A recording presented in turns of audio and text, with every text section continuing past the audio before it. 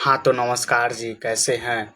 उम्मीद करते हैं बहुत ही अच्छे होंगे मेरे प्यारे विद्यार्थी। हम लोग आज के इस वीडियो में क्लास 10th के केमिस्ट्री का चैप्टर नंबर 1 जिसका नाम क्या है, रासायनिक अभिक्रिया एवं समीकरण, हम लोग आज के एक ही वीडियो में हम लोग इस चैप्टर को कंप्लीट करेंगे। तो चलिए हम लोग इस वीडियो को स्टार्ट करते हैं। चैप्टर क्या नाम है? रासायनिक अभिक्रिया एवं समीकरण। चैप्टर क्या नाम है? रासायनिक रासायनिक रासायनिक अभिक्रिया एवं समीकरण। चलिए हम लोग इस वीडियो को स्टार्ट करते हैं। आइए सबसे पहले हम लोग जानेंगे रासायनिक अभिक्रिया क्या होता है। सबसे पहले हम लोग जानेंगे रासायनिक अभिक्रिया क्या होता है। रासायनिक अभिक्रिया क्या होता है? रासायनिक अभिक्रिया क्या होता है? तो ऐसे परिवर्तन जिसमें नए गुणों वाले पदार्थ का निर्माण होता है उसे रासायनिक अभिक्रिया कहते हैं। रासायनिक अभिक्रिया किसे कहते हैं? ऐसे परिवर्तन जिसमें नए गुणों वाले पदार्थ का निर्माण होता है उसे क्या कहते हैं?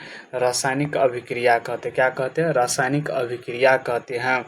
उदाहरण के लिए भोजन का पचना, शोषण, लोहे पर जंग लगना इत्यादि। तो रासायनिक अभिक्रिया किसे कहते हैं? ऐसे परिवर्तन जिसमें नए गुण वाले पदार्थ का निर्माण होता है उसे रासायनिक अभिक्रिया कहते हैं। चलिए आगे चलते हम लोग।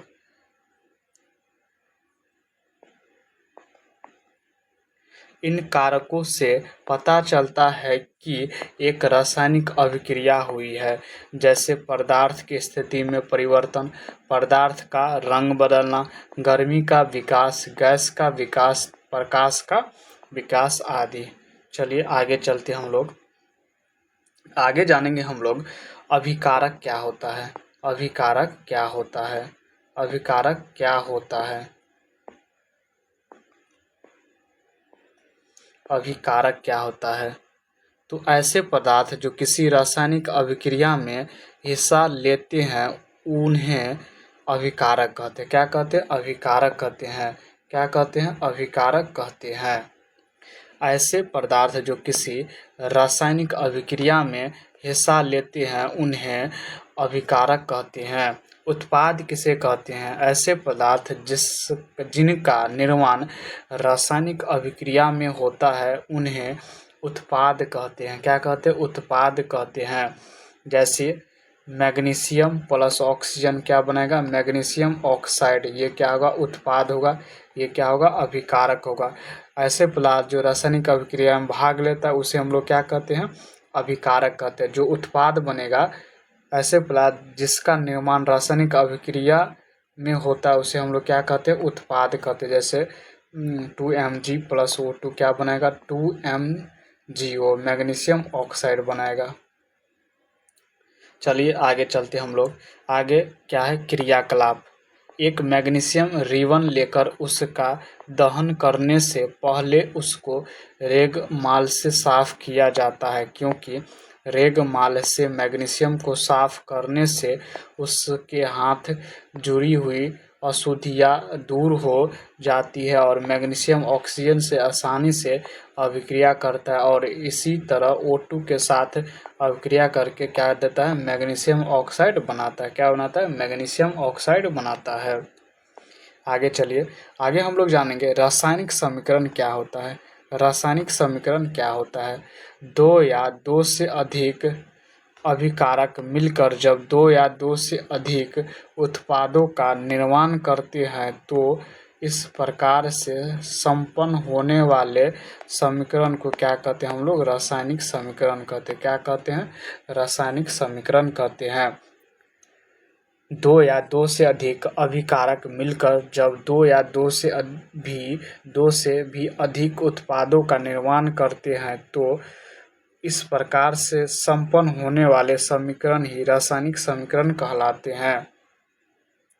जैसे lead nitrate plus potassium iodide क्या बनेगा? Lead iodide plus potassium nitrate. ये क्या हो जाएगा? उत्पाद हो जाएगा। ये क्या होगा? अभिकारक होगा। चलिए आगे चलते हम लोग।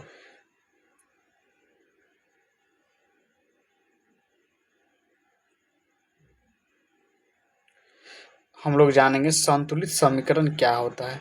संतुलित समीकरण क्या होता है, संतुलित रासायनिक समीकरण क्या होता है। ऐसी रासायनिक समीकरण जिसके दोनों पक्ष बाईं तथा दाईं ओर में प्रत्येक तत्व के परमाणुओं की संख्या बराबर होती है वह संतुलित रासायनिक समीकरण कहलाती है। ऐसे रासायनिक समीकरण जिसके दोनों पक्ष बाईं तथा दाईं ओर में प्रत्येक तत्वों के परमाणुओं की संख्या बराबर होती है वह संतुलित रासायनिक समीकरण कहलाती है। रासायनिक समीकरण को संतुलित करने की विधि को हीट एवं ट्रायल विधि कहते हैं। क्या कहते हैं? हीट एवं ट्रायल विधि कहते हैं। यहाँ पे देखिए क्या है, Fe3 H2O और H2O। यहाँ पे कितना है?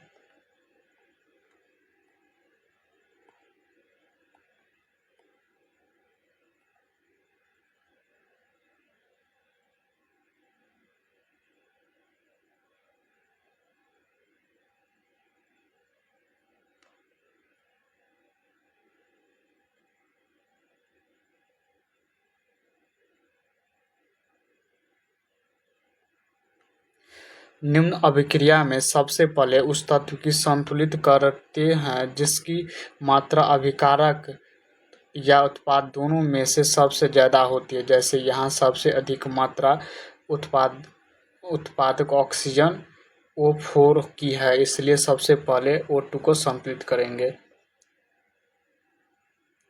इसको हम लोग संतुलित करेंगे तो ऑक्सीजन कितना है? 4 है। ऑक्सीजन कितना है? 4 है। यहाँ पे हम लोग 4 लिखेंगे तो 4 ऑक्सीजन हो जाएगा और 4 दूनी का 8 हाइड्रोजन हो जाएगा। तो यहाँ पे हम लोग क्या लिख देंगे?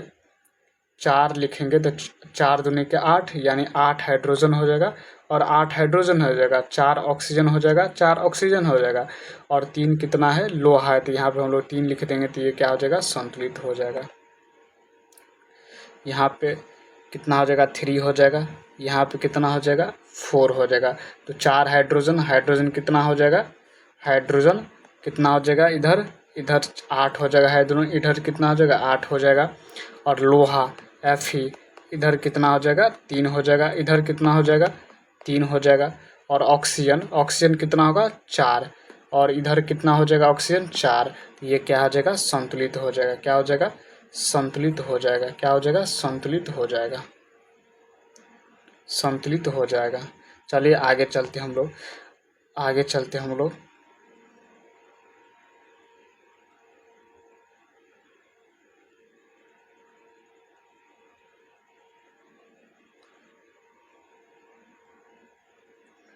आगे हम लोग देखेंगे द्रव्यमान संरक्षण का नियम। द्रव्यमान संरक्षण का नियम यह कहता है कि किसी भी रासायनिक अभिक्रिया में द्रव्यमान का ना तो निर्माण होता है ना ही विनाश। रासायनिक अभिक्रिया के पहले एवं उसके पश्चात प्रत्येक तत्व की परमाणु की संख्या समान होनी चाहिए। क्या होना चाहिए? समान होना चाहिए।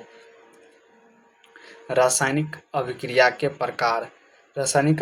प्रकार चलिए हम लोग जानते हैं। सबसे पहले हम लोग जानेंगे संयोजन अभिक्रिया क्या होता है। संयोजन अभिक्रिया क्या होता है? क्या ना जानेंगे? संयोजन अभिक्रिया क्या होता है? ऐसे अभिक्रिया जिसमें 2 या 2 से अधिक अभिकारक मिलकर एकल उत्पाद का निर्माण करते हैं उसे क्या कहते हैं? हम लोग संयोजन अभिक्रिया कहते हैं। ऐसे अभिकारक जिसमें 2 या 2 से अधिक अभिकारक मिलकर एकल उत्पाद का निर्माण करते हैं उसे संयोजन अभिक्रिया कहते हैं।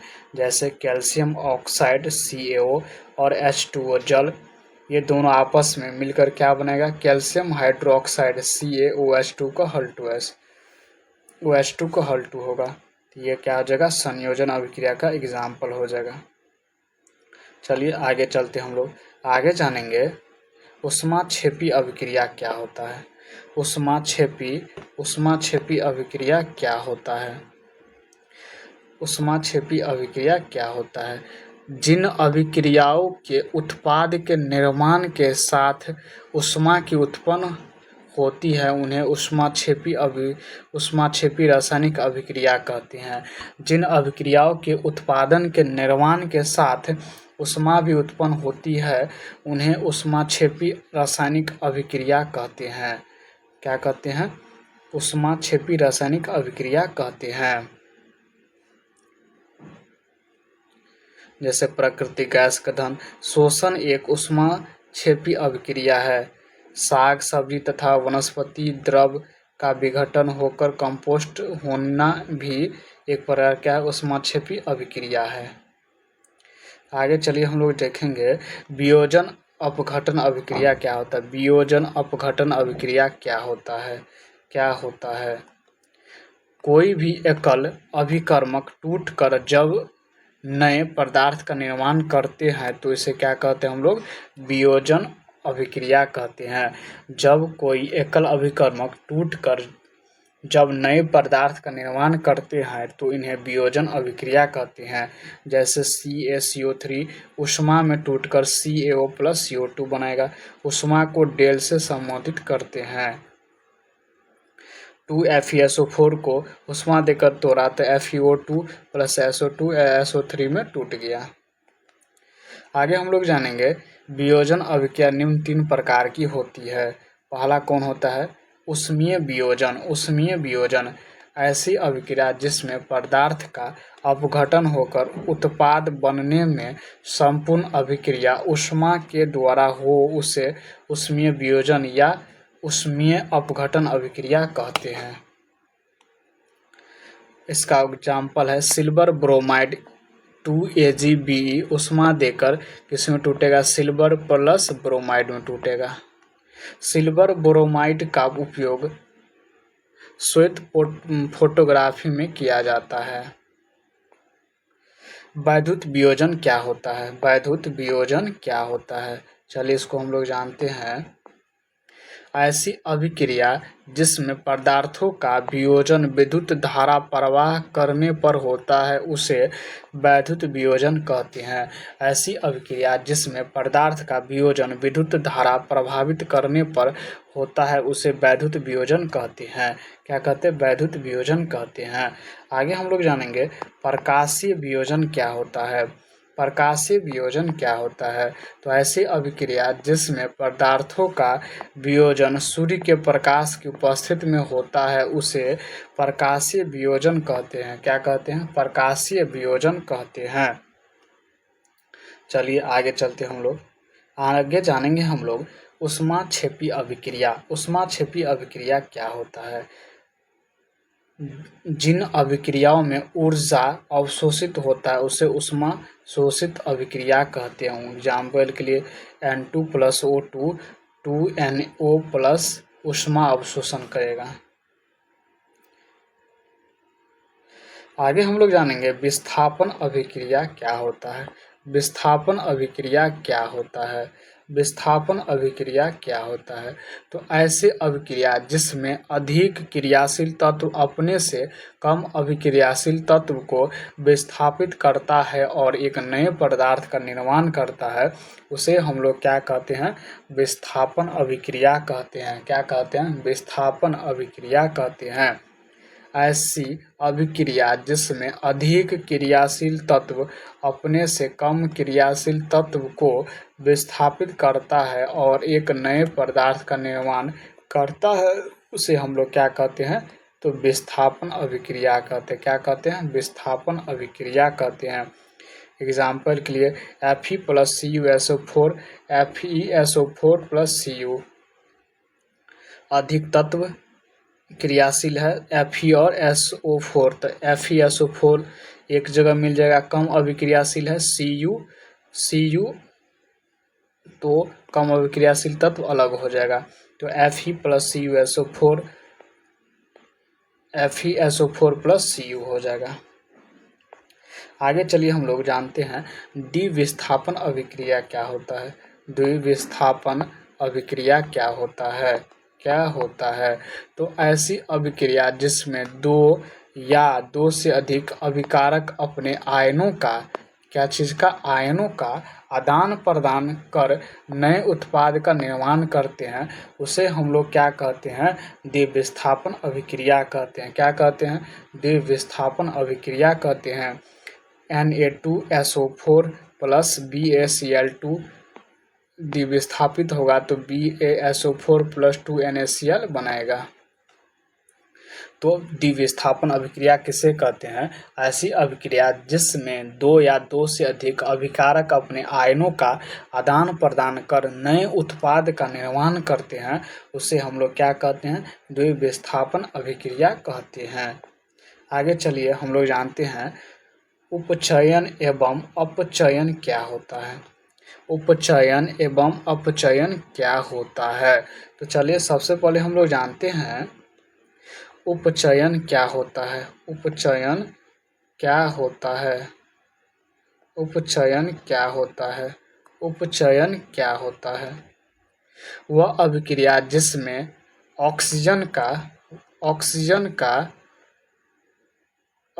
का उपयोग होता है और हाइड्रोजन का वियोग होता है।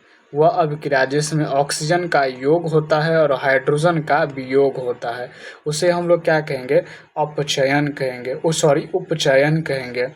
और अपचयन किसे कहेंगे, अपचयन किसे कहेंगे, अपचयन किसे कहेंगे। अपचयन अभिक्रिया वह अभिक्रिया होती है जिसमें हाइड्रोजन का योग होता है, हाइड्रोजन का योग होता है और ऑक्सीजन का क्या होता है, वियोग होता है। ऑक्सीजन का क्या होता है, वियोग होता है। तो अपचयन अभिक्रिया क्या होता है, अपचयन अभिक्रिया वह अभिक्रिया होती है जिसमें हाइड्रोजन का योग होता है, ऑक्सीजन का वियोग होता है। और उपचयन क्या होता है, जिसमें ऑक्सीजन का योग और हाइड्रोजन का वियोग होता है। चलिए आगे चलते हम लोग। अपचयन अभिक्रिया और इधर क्या है, उपचयन अभिक्रिया और अपचयन अभिक्रिया। 2Cu प्लस O2 2CO, इसमें ऑक्सीजन जुड़ता है, हाइड्रोजन हटता है। Cu प्लस H2 हाइड्रोजन जुड़ता है और ऑक्सीजन हटता है। आगे हम लोग जानेंगे रेडॉक्स अभिक्रिया क्या होता है।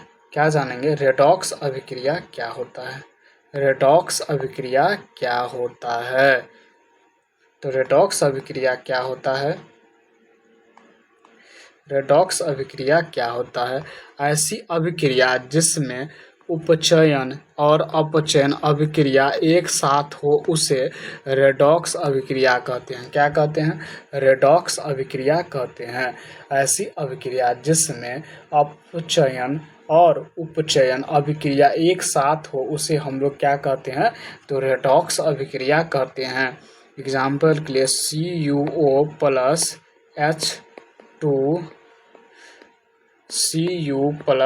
H2 ये क्या हो जाएगा, रेडॉक्स अभिक्रिया का एग्जाम्पल हो जाएगा। तो आज के लिए इतना ही। जय हिंद। अगर वीडियो अच्छा लगे तो लाइक करें, सब्सक्राइब करें, कमेंट करें।